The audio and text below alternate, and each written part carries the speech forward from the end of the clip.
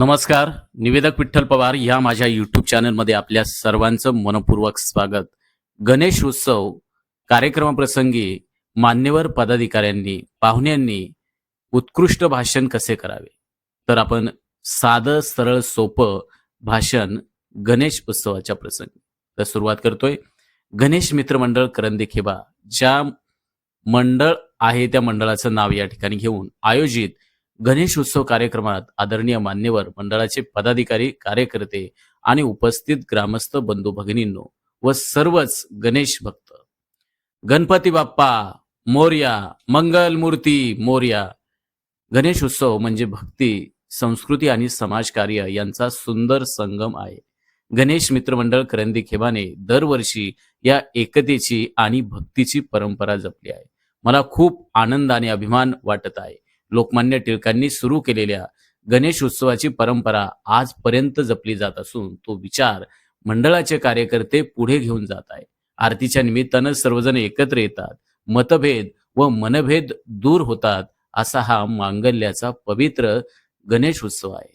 मित्रांनो, हा उत्सव केवळ सजावट, रोषणाई किंवा मनोरंजनापुरता नाही, तर तो एकतेचा, सामाजिक बांधिलकीचा आणि लोकसहभागाचा जिवंत संदेश आहे.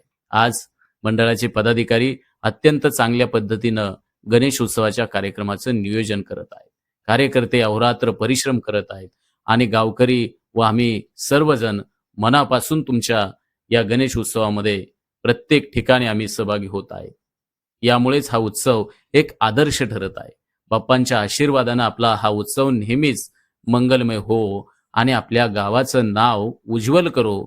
आरतीला आम्हाला बोलावलं, आमचा मान सन्मान केला, त्याबद्दल मी आयोजकांचं, संयोजकांचं आभार मानतो. त्यांचं ऋण या प्रसंगी व्यक्त करतो. चला तर मग सर्वांनी मिळून एकच घोषणा करूया, गणपती बाप्पा मोरया, मंगल मूर्ती मोरया.